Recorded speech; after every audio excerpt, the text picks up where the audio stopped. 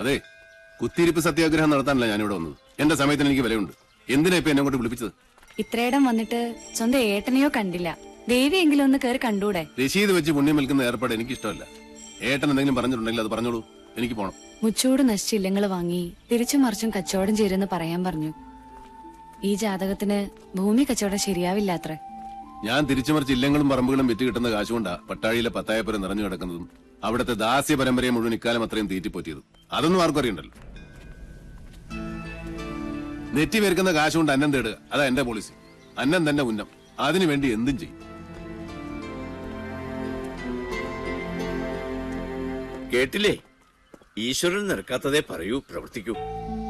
അകത്തിരിക്കുന്ന ആളോട് അനിയന് വേണ്ടി മനസ്സോടൊന്ന് പ്രാർത്ഥിക്കാൻ പറയാ. അമ്മേ നാരായണ.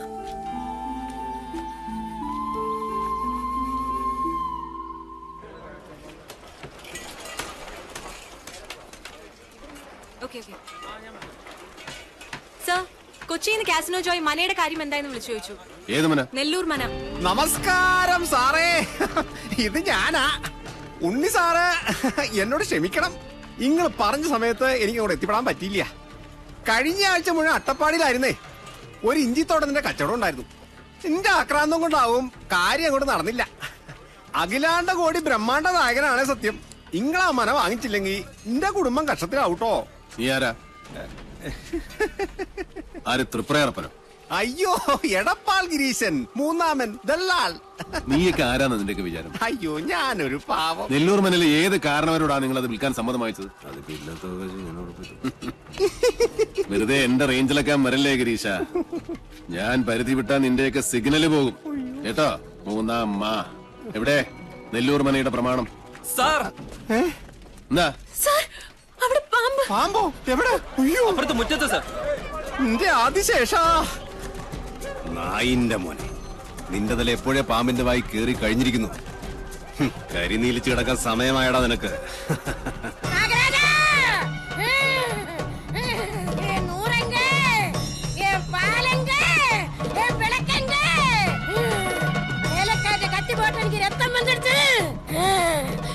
என்ன என்ன வேலை நிறுத்தி இங்க குடியிருத்து இல்லானா நான் இங்க பூரா சபிச்சு முடிச்சிடுவேன். நாகராஜா, ഒന്ന് മാറി. മാറി.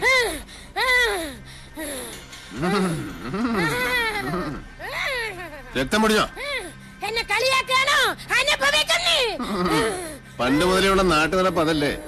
ചെറുമി പുല്ലരിയാൻ കാട്ടിൽ കയറുന്നു, അരിവാള് കൊണ്ട് കല്ല് പൊട്ടുന്നു, കല്ലിൽ ചോര വരുന്നു, പിന്നെ ചൈതന്യം പ്രശ്നം. ജമീലേ, നിർത്തിക്കോ നിന്റെ തുണല്. കള്ളി. ജമീലയോ? പിന്നല്ലാതെ. കഴിഞ്ഞ ആഴ്ച വരെ അവള് ജമീലയായിരുന്നു. പിന്നെ മുരുകനെ കെട്ടി ശിവഗംഗയായി. അടുത്ത ആഴ്ച ഇവിടെ ആന്റണിയെ കെട്ടി കുഞ്ഞുമേരിയാവും. ഓടെ അവിടെ ഒരു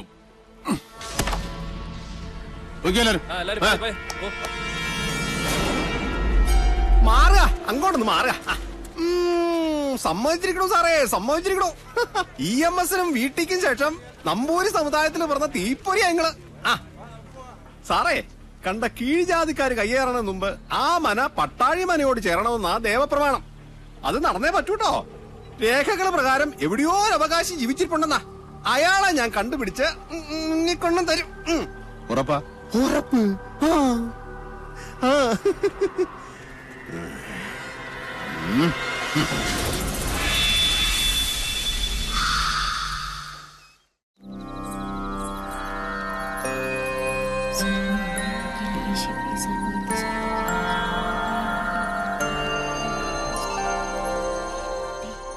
അമ്മ കഥ പറയുന്നുണ്ടോ ഇല്ലേ?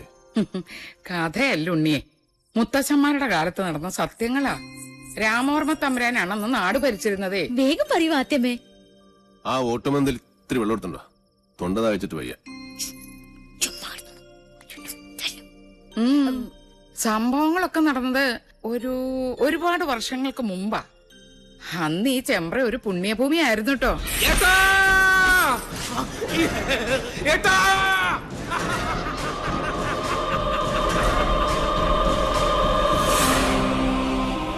വേദവും മന്ത്രവും ഉരുക്കഴിക്കുന്ന പവിത്രഭൂമിയെ രണ്ടായി ഭാഗിച്ചൊഴുകുന്ന ചെമ്പ്രപ്പുഴ. പുഴയ്ക്കക്കരയും ഇക്കരയും രണ്ടില്ലങ്ങൾ. ഒന്ന് മണിയങ്കോട്ടില്ലവും മറ്റൊന്ന് നെല്ലൂർ മനയും. ശരിക്കു പറഞ്ഞാൽ അനേകം ശിഷ്യ പരമ്പരകളുള്ള 2 ഗുരുകുലങ്ങൾ. മണിയങ്കോട്ട് വലിയ നമ്പൂതിരിക്ക് മക്കൾ 6 5 ആണും 1 പെണ്ണും. പെൺകുട്ടിയുടെ പേര് സാവിത്രി. ഓ കണ്ടാലോ അപ്സര കന്യക. അച്ഛനെ പോലെ തന്നെ ജ്ഞാനിയായിരുന്നു സാവിത്രി. അഞ്ജനം കൊണ്ട് കണ്ണെഴുതി, കുങ്കുമം കൊണ്ട് പൊട്ടുകുത്തി, കസ്തൂരി കളഭങ്ങൾ ചാർത്തി പല്ലക്കിൽ എഴുന്നള്ളുന്ന മണിയങ്കോട്ട് സാവിത്രി വിദ്യാദേവിയുടെ മനുഷ്യാവതാരമെന്ന് ചെമ്പ്രക്കാരെല്ലാം ഒരുപോലെ വിശ്വസിച്ചു. ഒരു നവരാത്രി കാലം മഹാരാജാവ് ചെമ്പ്രയിലേക്ക് എഴുന്നള്ളി. ഗുരുകുല അന്തേവാസികൾക്കുള്ള വേദപരീക്ഷയുടെ കാലായിരുന്നു അത്. എന്നിട്ട് പോകുന്നുണ്ടോ നീ? പറയാത്തമ്മേ, എനിക്ക് കേക്കണം. 2 ഗുരുകുലവും അപ്പുറവും ഇപ്പുറവും നിന്ന് ചോദ്യങ്ങൾ, തർക്കങ്ങൾ, ബുദ്ധിയുടെ മാറ്റൊരയ്ക്കൽ. മണിയങ്കോട്ട് ഗുരുകുലം ഒരടി മുന്നിൽ. ആരാ അവിടുത്തെ നായിക? സാവിത്രി. തവ മാതാ പതിവ്രത. നിന്റെ അമ്മ പതിവ്രതയാണോ? അല്ല. സാവിത്രി, മാതാവിനെയാണ് നീ അപമാനിച്ചത്. ഞാൻ പറഞ്ഞതാണ് സത്യം. ഏതൊരു ബ്രാഹ്മണ സ്ത്രീയും വേലി കഴിഞ്ഞാൽ 4-ാം ദിവസമാണ് തന്റെ പുരുഷനെ പ്രാപിക്കുന്നത്, അല്ലേ? അതെ, അതിനെന്താ? ആദ്യ ദിവസം അവളെ ചന്ദ്രന് സമർപ്പിക്കുന്നതായി സങ്കല്പിക്കുന്നു. 2-ാം ദിവസം ഗന്ധർവന്, 3-ാം ദിവസം പ്രജാപതിയായ അഗ്നിക്ക്. അത് കഴിഞ്ഞ് 4-ാം ദിവസം മാത്രമേ താലി കെട്ടിയ മനുഷ്യന് അവളെ സ്പർശിക്കാൻ പോലും നിങ്ങൾ അനുവദിക്കൂ. അന്നല്ലേ സേകമുഹൂർത്തം. അതുകൊണ്ട് ഞാൻ പറയുന്നു, ഒരു ബ്രാഹ്മണ ഭാര്യയും പതിവ്രതയല്ല. ജ്ഞാനിയാണ് നീ. മണിയങ്കോടിന്റെ മാനം നീ കാത്തു. ഇവിടെ കൊണ്ട് മതിയാക്കാൻ നെല്ലൂരെ. വരട്ടെ, ഒരു ചോദ്യം കൂടി ബാക്കിയുണ്ട്. സാവിത്രിയെ പരാജയപ്പെടുത്തിയാൽ മണിയങ്കോട്ട് ഗുരുകുലം വീഴുന്ന് നെല്ലൂർ കാർന്നോര് നിരീക്ഷിച്ചു. പേരക്കുട്ടിയുടെ പ്രായമുള്ള ആ ജ്ഞാനദേവതയോട് കാർന്നോര് ചോദിക്കാൻ പാടില്ലാത്ത ഒരു ചോദ്യം അങ്ങോട്ട് ചോദിച്ചേ. പഞ്ചേന്ദ്രിയങ്ങളെ ത്രസിപ്പിക്കുന്ന രസങ്ങളിൽ ഏറ്റവും വലിയ രസം ഏത്? മണിയൻകുട്ടി സാവിത്രി എന്തുത്തര പറഞ്ഞില്ലേ? ഉത്തരം കാർന്നോരുടെ മുമ്പിൽ ഓലയിൽ എഴുതി കാണിച്ചു സാവിത്രി. അതേമേ, സാവിത്രി എന്താ എഴുതിയത്?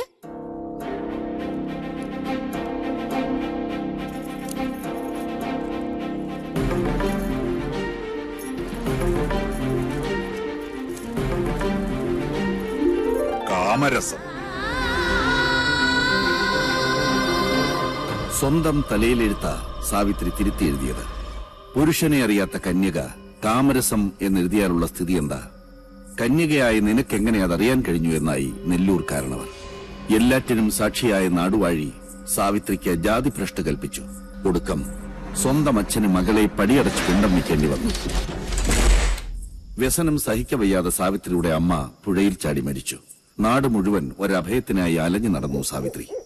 ഒരു ദിവസം നെല്ലൂർ മനയുടെ പടിപ്പുര തുറന്ന് സാവിത്രി വന്നു.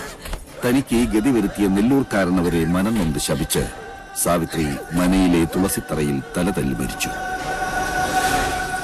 നെല്ലൂരുകാര് കാരണം തന്റെ മോൾക്ക് വന്ന ദുർഗതിയോർത്ത് മണിയങ്കോട്ട് കാരണവർ തന്റെ സാത്വിക ഭാവം അങ്ങോട്ട് ഉപേക്ഷിച്ചു.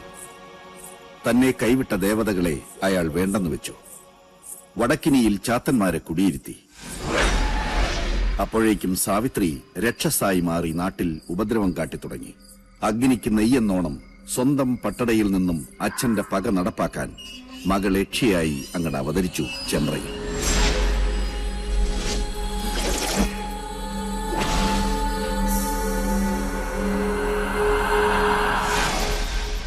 സാവിത്രിയുടെ രക്തം വീണ തന്റെ മനയിൽ അനർത്ഥങ്ങൾ പ്രതീക്ഷിച്ച നെല്ലൂർ കാരണവർ ഉളിയന്നൂർ തച്ചനെ വരുത്തി പുതിയ ഒരു എട്ടുകെട്ട് പണിയിച്ചു. പാലുകാച്ചലും സദ്യയും. ചെമ്പ്രയിൽ ഒരു ഉത്സവത്തിന്റെ ആഘോഷമായിരുന്നു അന്ന്. പക്ഷെ ആ രാത്രി പകവീട്ടലിന്റെ രാത്രി കൂടിയായിരുന്നു.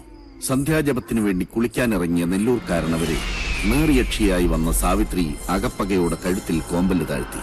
പിറ്റേന്ന് ചെമ്പ്രപ്പുഴയിലാണ് കാരണവരുടെ ശവം പൊന്തിയത്. നെല്ലൂർ മനയിൽ അവശേഷിച്ചിരുന്നവരെല്ലാം ജീവനും കൊണ്ട് ചെമ്പ്ര വിട്ട് ഓടിപ്പോയി.